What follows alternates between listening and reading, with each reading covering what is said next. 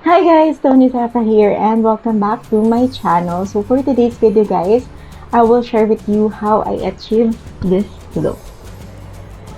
But before we start, make sure you subscribe on my channel and click the notification bell para ma-notify ka whenever I upload a new video like this one.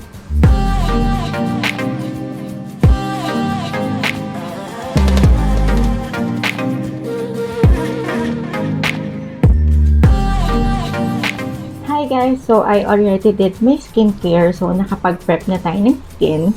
So, next na gagamitin natin guys is next na gagawin natin is to prime na. So, ang gagamitin nating product is this EB Advance First Step Mattifying Primer.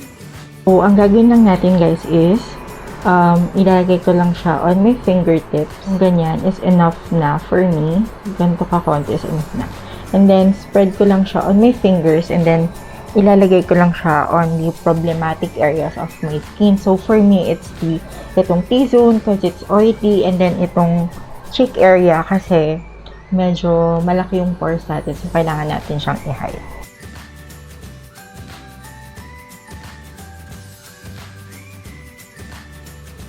Since we're done with the priming, next step na gagawin natin guys is to put on yung foundation na natin. So, yung foundation na gagamitin natin today is the from Maybelline. I'm in the shade 120. The next is, ilalagay ko lang siya here. Siguro, 2 pumps is enough. Sa tayo gagamit ng damp na sponge. This sponge is from Glam Skin Manila. This is super soft, as you guys can see. And super soft niya guys. So, i-blend lang natin yung foundation na nilagay natin on our face.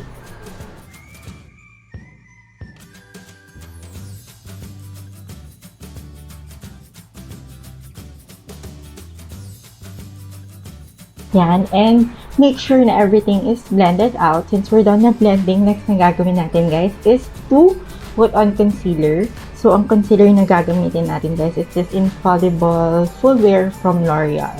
And I'm in the shade, this is the shade 305 Ivory. Yan. So, ilalagay lang natin siya on the highest points of her face and to conceal our eye bags or anything na you want to conceal.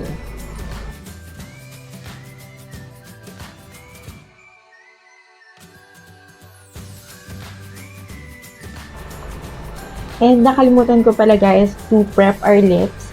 So, gagamitin ko lang tong Focal Lure. Ito yung Plump Max nila in the shade Crystal.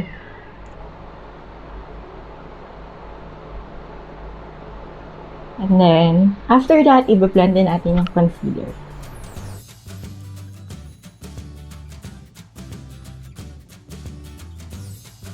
Ayan. Na-blend na natin siya guys. And mukha na tayong isang malaking plato. So, we have to bring back yung dimension ng ating mukha. So, next na gagawin natin is to contour. Ang gagamitin ko guys is this Focal Lure Face Contour. I'm in the shade Coffee. It looks super duper weird, but it will be okay. So, i-blend lang natin siya again using yung sponge.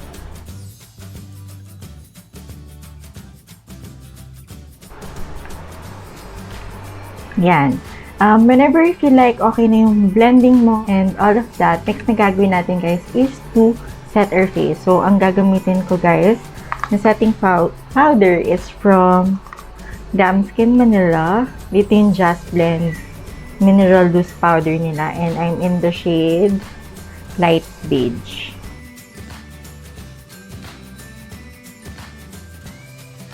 And then, i-bake lang natin yung under eye natin.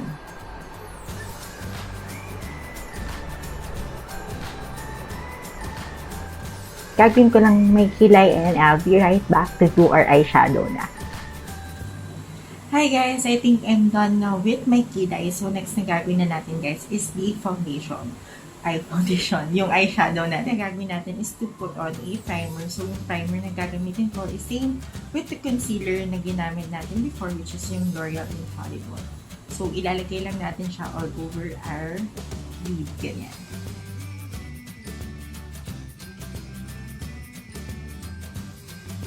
I-blend lang natin siya guys using this spot. Itong brush na. I think we're done blending it out. So, next na gagawin natin guys is to put on na yung eyeshadow na gagamitin natin. So, ang eyeshadow palette na gagamitin natin is this Color Board by Beauty Glaze. Pero first kukunin natin tong yellow na to. Ang gagawin lang natin guys is ipapack lang natin siya on top of our crease.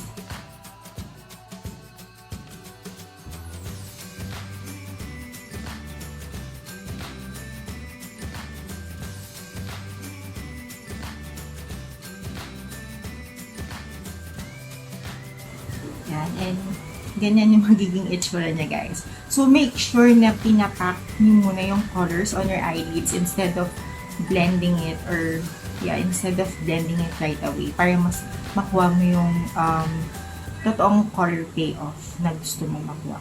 Ayan. So, I think we're done na with the color yellow. So, next na gagawin natin guys is to put on a warmer color. So, instead of a brown, ang gagawin natin guys is to put on yung color orange. Yun naman sa mismong crease. So, next na gagamitin natin guys is this one. Because this one is yung mas warmer na orange. But make sure na super konti lang yung kukunin mo. Kasi we don't want na ma-overpower na yung yellow na nilagay natin on top.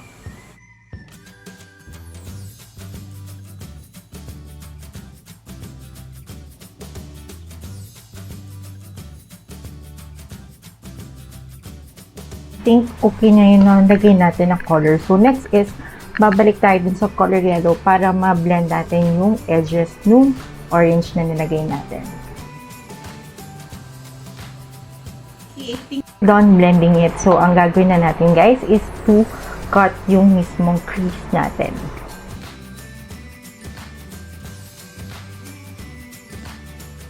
And then, para maset lang yung concealer natin guys is kukunin ko tong shade na to. And then, ilalagay ko lang siya all over. Ilalagay ko lang siya on top of the concealer na ginamit natin to cut our crease. And then, since super tagal na nung bake natin is iba-brush off na natin siya.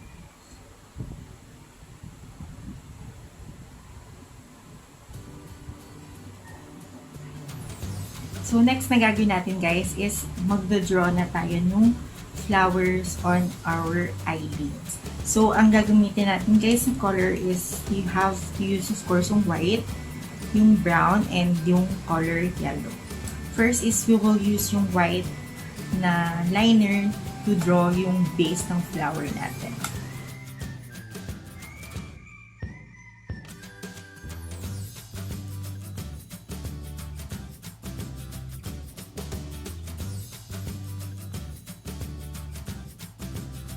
Ayan, I think we're done with the petals. So, next na gagamitin natin guys is yung color yellow. So, mag-create lang tayo ng circles in the middle of yung white na petals na ginawa natin.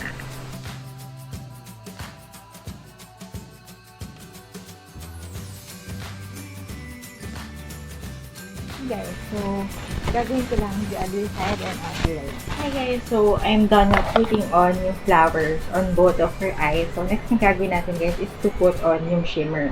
So, ang gagamitin ko guys is this Color Beam Heavy Metallic Eyeliner. So, ilalagay ko lang siya dun sa may white part ng ating eyelid.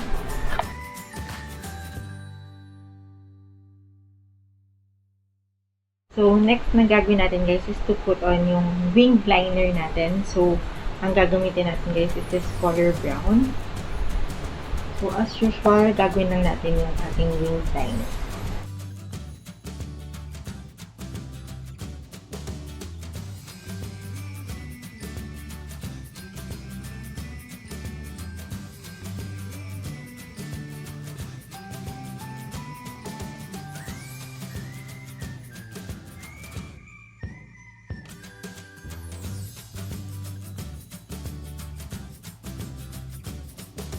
And it will look like this. Yan. So, pag brown na liner, nilagay natin guys. Mascara. So, ang gagamitin ko is this Davion mascara. And next na gagawin natin guys is our bottom lashes or yung bottom lash, bottom part ng ating mata. So, ang gagawin natin guys is kukunin natin tong warmer na shade.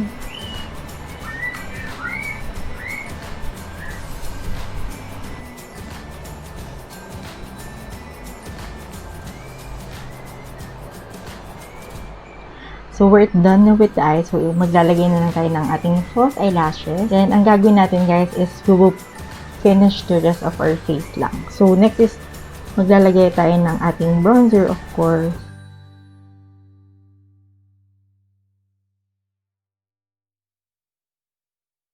Of course, our blush.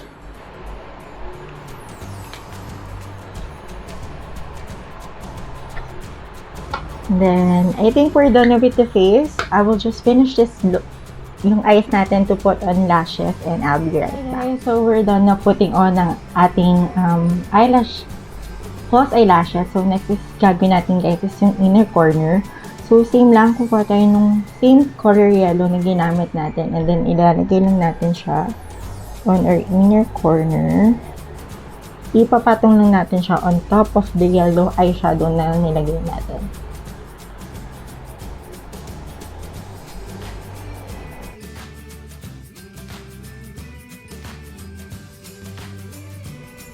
And then, using yung brown eyeliner, we will create yung full freckles.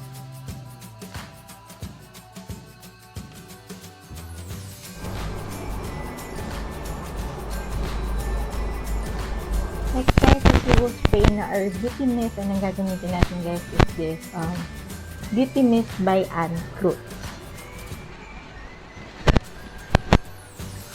Hi guys! So, this is our final look.